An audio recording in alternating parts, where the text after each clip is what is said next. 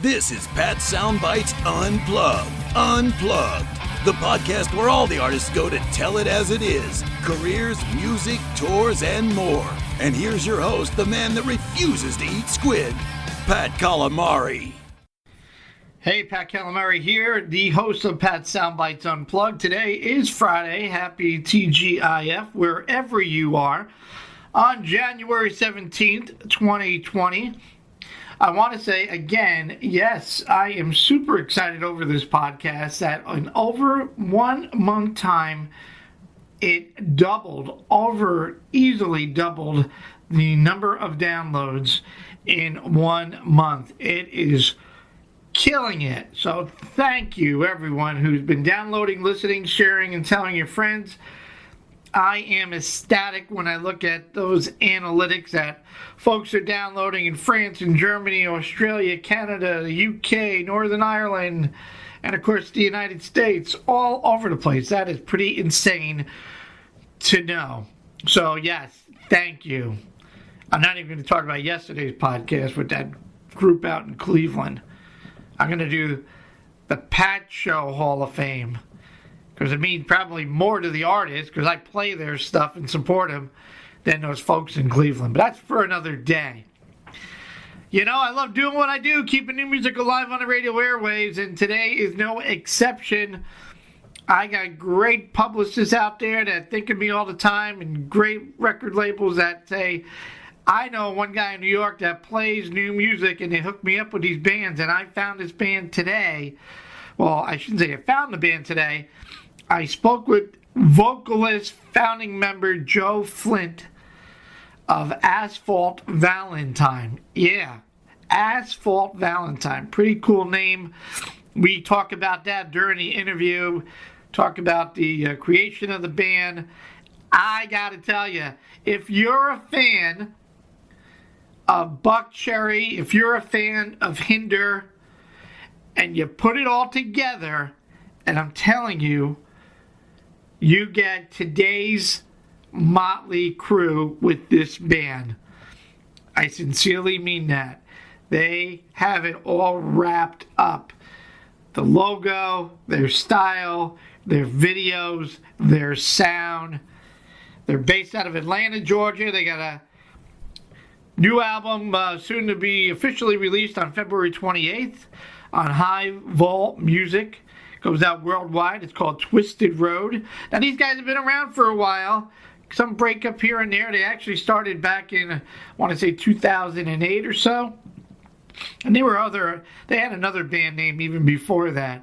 But if you go back to their early music, strip, rock, roll, oh my God. Great, great album. I really mean it. Every track in that song. And then they have one in between, In the Red, which is really an EP.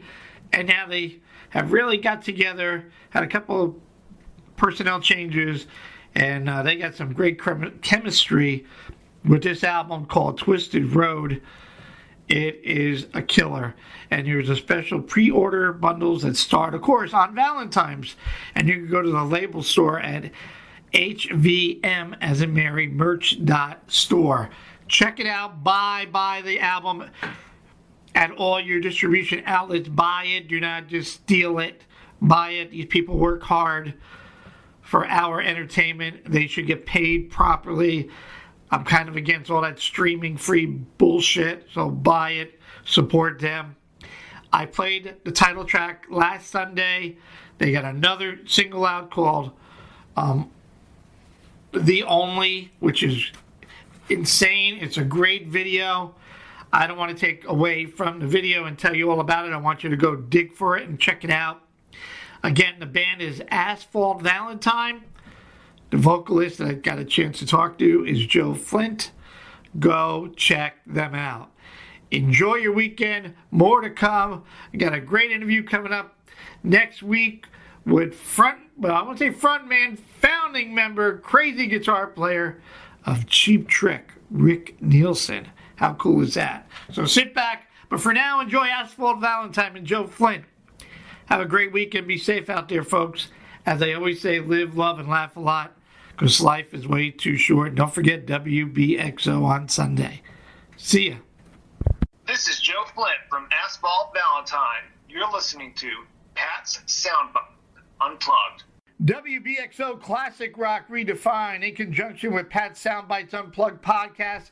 Well, you know the deal, keeping new music alive on the radio airways, and my goodness, happy freaking Friday. Do I got a rockin' band for you if you've never heard of them, and a great kick-ass album. I got vocalist Joe Flynt from Asphalt Valentine, and remember that name, because I'm going to talk about it a lot. Joe, what's going on? And thanks for your time this morning. I'm doing great, Pat. How are you doing? I'm, just living the dream, man. Well, that makes both of us. Asphalt Valentine, I mean, this band has been around for a while. Took a little bit of a hiatus, but they are now back in full gear. Got a great new album, CD, whatever you want to call it, Twisted Road, officially becomes released on February 28th on High Vault Music. It's worldwide. There's also a special pre-order bundle that you can get on Valentine's Day if you go to hvmmerch.store. Oh my God, Joe, as I said before we started, how much I am, your music is contagious. I love what you got going, and I'm glad that the birdies were sending that to me so I can play the crap out of it.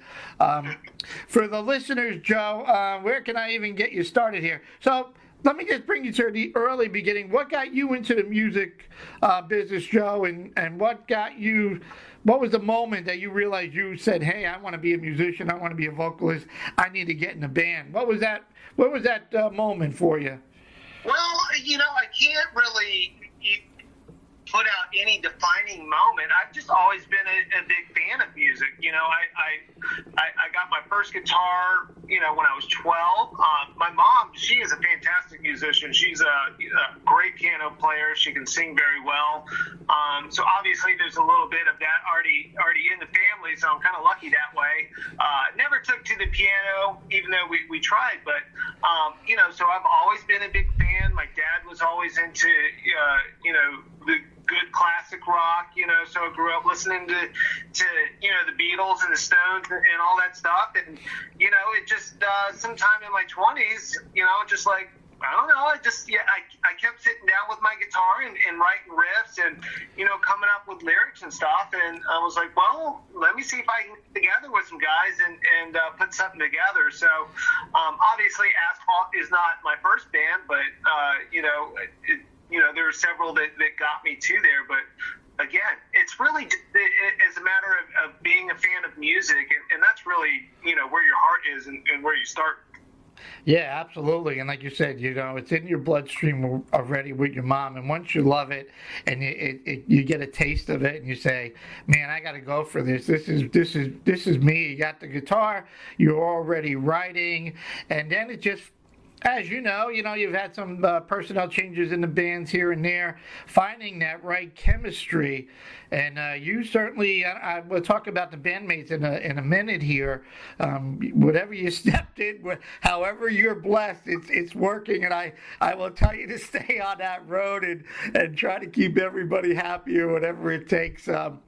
Asphalt Valentine, a unique name. I think of asphalt, I think of a liquid mixture used for maintaining roads and parking lots and airport runways and what have you. And I think of Valentine as, a gift or a card that I want to give my wife, or, I call my wife. I don't think I've ever called her Valentine. She probably look at me.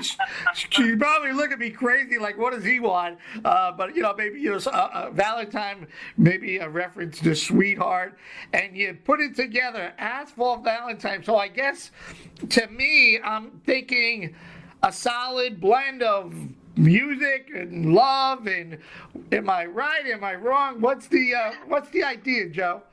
Yeah, I mean, I would completely agree with that. I mean, Asphalt Valentine, the name was really it became more of a reincarnation of an existing band that we already had with my current band members, Scott, who's on the bass, and Brett. I don't think he was quite in the band yet, but my drummer at the time, who went with me through the reincarnation to Asphalt Valentine from our previous band, you know, when we had started writing, it was a bunch of songs, you know, that I had written before I got together with the guys, and you know, they were pretty good stuff. But as we kept moving on and gaining some fans and stuff, it seemed like our direction and our style was going a little bit different, and we just kind of, you know, bands change their name all the time, and my drummer at the time, Skaz, we were working on a song together, and he sent me some lyrics, and in the song was "You're My Asphalt Valentine," and I was like, you know, we need a band name change. And to me, the asphalt, I think of, you know, like some, you know, you can put, you know, you can burn rubber on the asphalt, you can, you know, hell yeah, you know, kind of hard rock, and then with the Valentine, you know, we could, you know, get a little bit of swagger, because the Valentine, you know, you think of something maybe that's a little bit more smooth and maybe got some swagger. So it is the idea that we try to, you know, that we do encompass more than just the hard rock aspect of what we do. Yeah, no, and it's unique, and I think the girls would love it. You know, it's catchy, as you said, a little swagger. I think for rock and roll women and females out there would go, this is pretty cool. As I said to you before I hit the record button, man, if I had to describe your band, and I had on Sunday because my phone was lighting up like a Christmas tree after I played Twisted Road, like, who is this? No, it's crazy. I said, look, I'm just getting a taste of this, and I want to dig in more. I hear your vocals. I heard a little bit of Josh Todd, of Buck Cherry. I heard a little Hinder. But now that I kind of absorbed a little bit more in preparation of our chat today, I'm like, these guys are today's Motley Crue. I mean, I'm being honest and sincere, and I'm not trying to blow your head up. I'm just going, there ain't nobody out there. I mean, Dirty Honey is more of a great new band out there. I interviewed those guys. More of a bluesy, rock, Led Zeppelin-ish. And they got Greta Van Fleet that everybody's, you know, Led Zeppelin. But you guys, you're more Motley Crue, I think. Looking at your package, looking at, and I mean, not your package, your you know, your name, your style, your everything about the music behind it. Like I said, I've been blasting Strip Rock Roll, which you guys released in 2009, and then you had what I want to say, Into Red in 2014, and now you came out with Twisted Road, and that's my take. So please describe to my listeners who maybe missed my show on Sunday, how you would describe the band and your sound and your music. Well, yeah, you know, we get that question quite often. For us, it's a little bit more difficult to explain because, you know, we think we sound like us, you know, so we let the listeners and everybody kind of say, well, who do you remind us of? I will say this, you are absolutely correct. Now that you have gone back and listened to our earlier catalog, I would say Motley Crue was one of the bands that people most related us to from back in, you know, 2007, 2008, 2009. You know, I think if you get into the End of the Red record, you'll hear a big progression from that sound. You know, just we went a little bit more hard rock. Some of the songs were a little bit faster. I think you said you listened to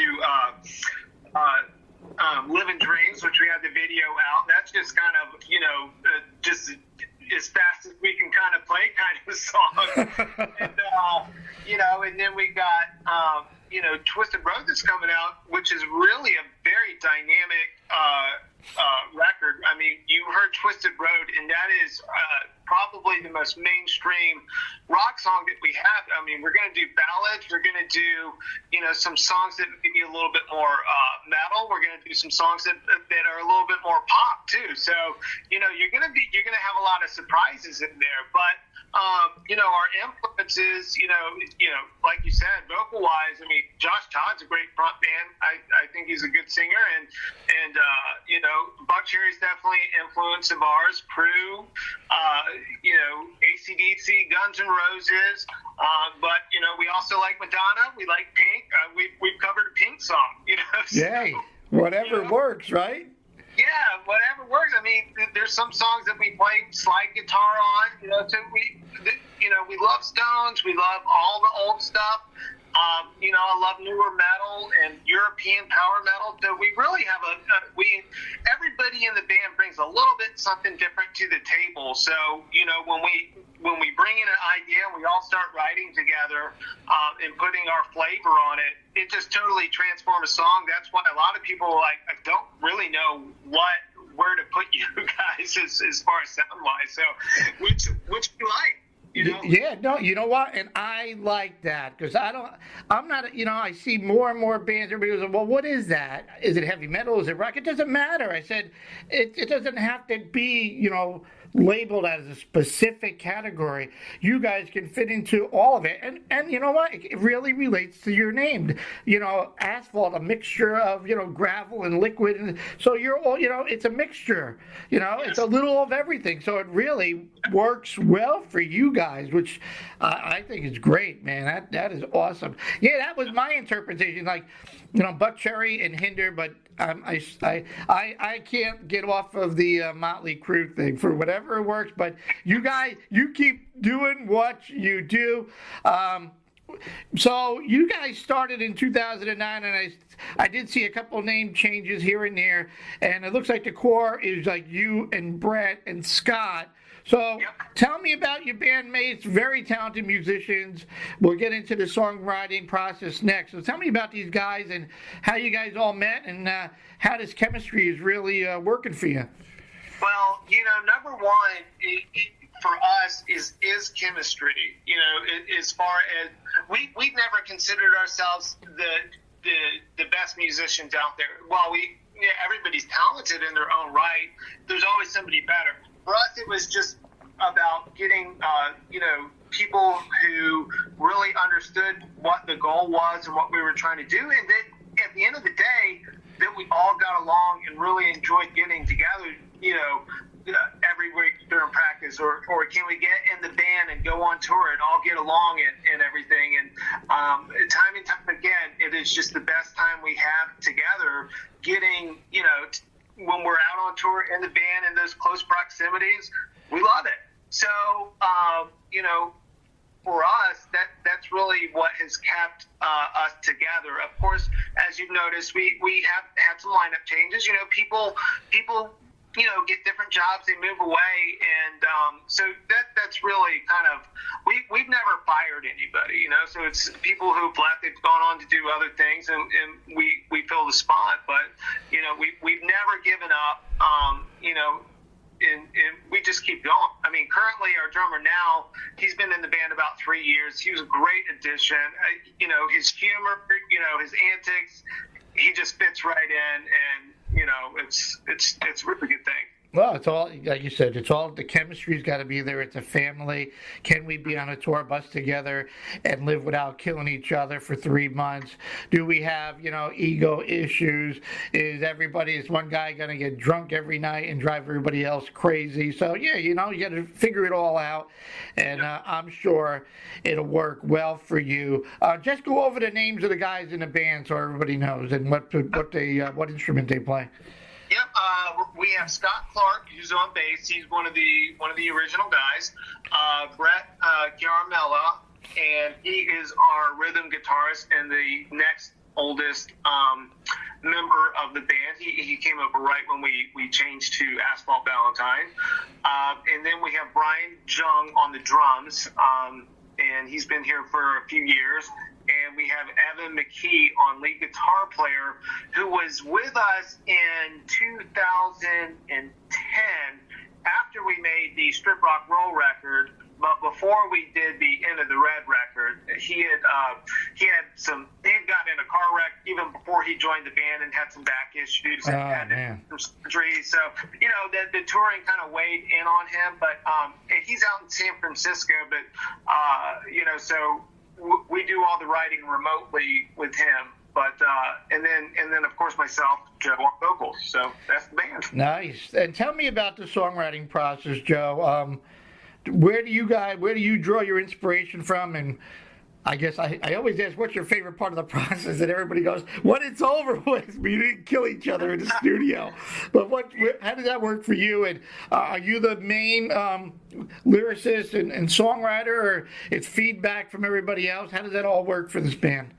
Well, we get feedback from everybody. It's a collective effort. If you want to start with how we really come up with the idea, yeah, I would say that I am the main songwriter, because I will come up with a lot of the guitar riffs and the melodies, and I do write all of the lyrics and all of the vocal melodies and everything like that. Of course, I'm not the guitar player, so when I bring something in, it's not set in stone. In fact, that's what I've always said. This is my idea. I think it works well together here, but you're always going to have somebody who says, no, what if we take it here? Maybe we play this note. So it's always going to change, so that's why I say it's a collective effort, and things that I don't even think about, can really make the song. So that happens all the time. It very rarely happens where I've written the song from front to back and it changes, nothing changes in it, So that's kind of how that goes. I hear you. Well, we're on the phone with Joe Flynt of Asphalt Valentine. They got a new album coming out officially released at the end of February called Twisted Road. Having a great chat with Joe here. Were you guys all in the studio together? Technology today, as you said, I forget who you said, Evan, or one of the guys is out in San Francisco. But, I guess I'm not a musician, but I still think of the old days of everybody in the studio and, pulling their hair out of their head, making it work, compared to just sending WAV files back and forth. For the most part, were you guys in the studio together? Like you said, things do change. You come up with an idea and a suggestion, hey, what do you guys think? And it goes here and there, and you wouldn't want to miss that magic if, Scott or Evan or somebody said, why don't we do this? Why don't we do that? So how did that work for you in the studio? Were you all together, or did you have to send WAV file, or how did that go? Yeah, well, unfortunately, with Evan being out in San Francisco, there did have to be some of that going on. But we are lucky enough to where we have pretty much a full functioning studio at our rehearsal space, which is at Scott's house in his basement. We've converted the whole basement into our practice and recording studio. We have, really good gear that we record with. So we have, outboard gear that works really well. So most of us, yes, are in the studio while we are recording, and a lot of that does happen. It's not one of those where you think about, it's live where, you got the guitar player in one room and the drummer in the other room, and, somebody hits play and everybody's doing live or something like that. It doesn't really work like that, but everybody does their part, and we all sit back and listen, and then, we'll critique it, and sometimes we'll sit on it for a couple months, and we'll say, something's just not working, and then, one little idea, just one little tweak could really change the whole song. Absolutely. No, I get that. You guys, reading the little press release, the work of this album really started in 2015, but here we are in 2020 releasing it, so there was some sort of a little bit of a hiatus. So, and like you said, you wrote a lot of these songs, even the earlier stuff, and then I love the video, and I can't wait to play on Sunday, The Only, because it just fits so well with this mountain climber that takes on the Andes Mountain. I mean, it's just the video and you guys and this song, it just wraps around so well. So just explain, I guess, was there, I'm assuming that, like you said, personnel changes, guys, hey, who got married, who wants to go on their own thing. Was it? I think you kind of touched upon it. Was that pretty much the reason of the hiatus for the most part? Because it's, it took the 4 years to complete the album, more or less. Well, yeah, I mean, it was that. It's every time somebody leaves, you have to recruit somebody, and then it takes that much time to show them, the songs that you already got. And with us, you already had, 30, 40 songs that we can play. that's a lot of time, and then to work on new songs, because it's a fine line between showing them songs to learn so that you can play out, and then moving forward with writing the record. I wouldn't say that that's what necessarily took us that long, but it did hinder it a bit. There's also some other things going on. I mean, you get a little sidetracked, when you do have the line changes, or going out and playing shows aren't what they used to be. You have a lot of clubs here in Atlanta that closed down, and sometimes you just don't feel the inspiration like you had before that drive. And honestly, we were just gonna just put out songs one at a time. We weren't really planning on doing a record, but I hit some inspiration back in 2018 where I was like, no, this is ridiculous. We are a band who needs to be out on the road. We need to be doing full-length albums, and so this hiatus is going to stop, and we're going to go forward. So, we really didn't do a whole lot. Maybe one song during the 2015 to late 2018. Most of this was done last year in 2019. Well, it makes sense, and I am so glad that you got inspired and grabbed the bull by the horns and said, fellas, we got something good here, trust me. And if they don't believe you, get them on the phone with me, because I'm going to play the crap out of this album, and I might even go back to some of your old stuff, because it really, it's really done well, and you guys, there's a knack there, and you guys got something going on. So, I love the picture of the album cover. I always ask some of the bands is the goal to reflect the music and theme, and I love that little motor bike that the kid is on. I want one of them.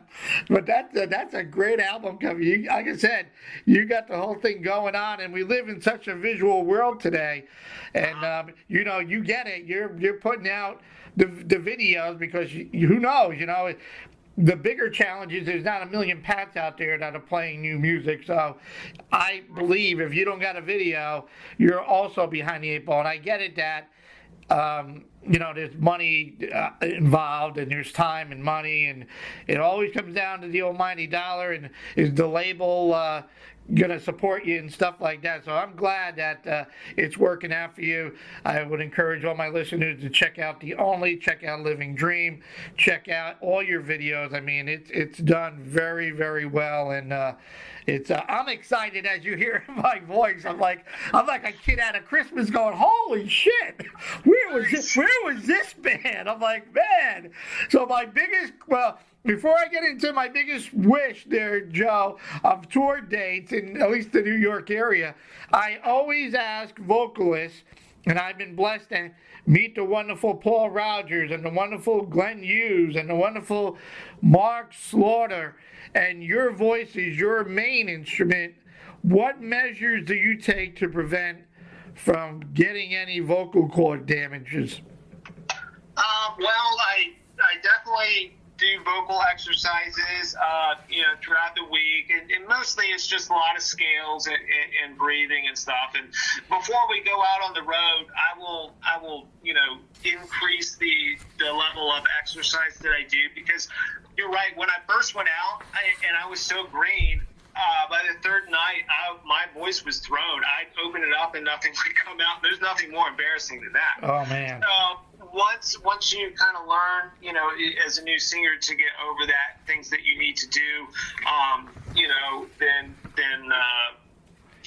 you can move forward a little bit easier. I'd say a lot of whiskey helps too. The vocal cord is good.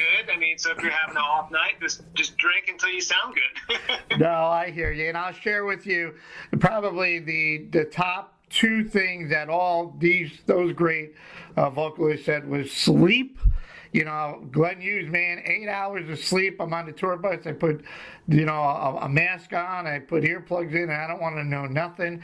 I got to get my 8 hours of sleep, and certainly hydration and exercise and, eating right and doing all the right thing. It's not like, it amazes me to think as a music fan, a rock fan, going to all these shows.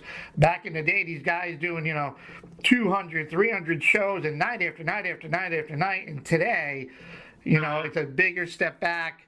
You can set, hopefully, the schedule, do 2 shows, maybe back to back, get a day off here and there, and it's more healthy driven, I should say, than back in the 80s when hair metal and things were just even crazy. Even going back in the 70s. So it's definitely like that now. I mean, when we first went out on the road, it was we were in a big conversion band. Whoever wasn't driving, the rest of us, we were just drinking beer all day, and smoking cigarettes and, getting out. And then, so we, back in you could get away with that back then. Right. But now, that we're a little bit older, there's definitely a good conscience to be a little bit healthier, drink more water, get up in the morning and go walk. Don't stay up till 6 o'clock in the morning drinking. Right. No. You're on the right track, my man. Tour dates, man. When are we gonna see you up here in the Northeast? Who do I gotta call? Well, Northeast is gonna happen pretty soon. Well, I don't know how far Baltimore is for Northeast for you. For us, it's pretty far north. But that'll happen in March 20th. We'll be heading out to Richmond, Virginia, and then on the 21st we'll be in Baltimore doing the Ballroom Blitz that's put on by Bradley Entertainment, and I think there's Bisto Blanco, there's Tora Tora, Last in Line, Tokyo Motorfest, a lot of, I think, Pretty Boy Floyd, so you'll see a lot of some of the 80s bands and some newer bands that that are kind of up and coming as well as us. So we're really excited to play that show because it's a 2-day event, but we'll only be there on the Saturday. That's all we have on the books for right now. Bill Chavis, who is owner of Highball Music, he's doing all of our booking, and he's put together a really good team. As you know, he's working with Jody, and I haven't had the pleasure of talking with her yet, but we got a good team, and so hopefully the dates will start filling up. We've got some ideas for some Florida dates, but it's really, if we get some more people who want us to see us up north. I know you guys added us to the radio station, so there could be a great opportunity for us to come up and play for some of the fans that have been listening to us at the radio station up there. Yeah, but no, I would love to have you, and I will certainly tag Mr. Bill, who follows me on social media, so he can listen to our chat today to go, Bill, they need to get more exposure. And I think that's great for you. The Ballroom Blitz is a great avenue for you to take with, like you said, Bisto Blanco, Last in Line, all those guys. It's just the key is the exposure. And I'm telling the listeners right now, I'm telling you, the folks listening on my podcast, you need to buy this album, and I mean buy. Do not just steal and grab and whatever the hell people do today. Buy. These guys work really hard. It's not like it was years ago. Buy. So yeah, no, we'll. I'm sure Bill, Jody's the best, one of the best in the business. So you got a great team lined up. Any other projects? Any other thing that I could help promote for you, Joe? Besides blasted Asphalt Valentine all over the place. No, my friend. Right now, that is the number one goal. Is just to let people know about this record, and we will have video that will be coming out. We haven't shot it yet, but hopefully we can do that soon. We've got the idea, so that's in the works, and hopefully coming out shortly after the record release. So once we get that, that'll be more to blast out to people. We just we appreciate the support and getting people to listen to us who may have not have heard us for the first time yet. So well, they're gonna be mind blowing when they hear your music and see you guys. I can't wait to meet you, go to a show. And the other thing I do, Joe, which I didn't share offline, but I don't care, I'll share it. I've shared it on record for everybody in the world to know. Since I want to do more about getting new music on the radio airways, I meet you at a show, pre-show or after show, doesn't matter. And I have you roll 5 dice. I call it 5 for it all. And if you or the guys, everybody throws the dice, can roll a 5 of a kind, totaling in 3 rolls. So if you get 2 5s, we put them aside, and you got 2 more chances to get 3 5s. If you get 5 of a kind totaling in 3 rolls, I play your entire new album on my radio show. And it has happened. My good friend Jesse Triplett, a Collective Soul, did it last June in Jersey, and he thought we won the World Series and the Super Bowl. It was so cool backstage. We're jumping up and down like a bunch of knuckleheads, and as promised, I played their entire album called Blood on my show at the end of June, and I love those guys. And I've done it with Alice Cooper, Billy Gibbons, Collective Soul, Three Doors Down, you name it, every band. You know, as a musician, that's all you do is create music. And sadly, I'm glad to see that people are still making new music, whether corporate or whoever is playing it. And I'm glad to do my little part. So, Joe, you got to roll the dice for me, man. You got to get up here so we can roll the dice and I can play the entire album in one shot. But trust me, by the time, maybe in a month or 2, I'm going to have every track covered anyway. But I still want to hang out with you. We videotape it really quick. It takes a minute of the time. And we have a lot of fun. Well, that definitely sounds like a deal. I would be looking forward to doing that. Absolutely. Joe, thank you very much for your time. I hope you enjoyed the chat as much as I have. Yes, I enjoyed it very much, Pat. Thank you so much for having me on. Joe Flynt, the band Asphalt Valentine, the album Twisted Road, but you can go back like I do and check out Strip Rock Roll. That album kills, kicks ass. I couldn't get out of that album. And then you can go to In the Red and certainly check out Twisted Road. Buy the album, asphaltvalentine.com. They're on Facebook. They're on all the social media. Go to where you buy your music. Do not just grab it from whatever. Joe, again, thank you very much. Safe travels, my best, and much continued success. And if you need anything, you certainly got my number. Awesome. Thanks so much, Pat. Joe Flynt from Asphalt Valentine here on WBXO and Pat Soundbites Unplugged.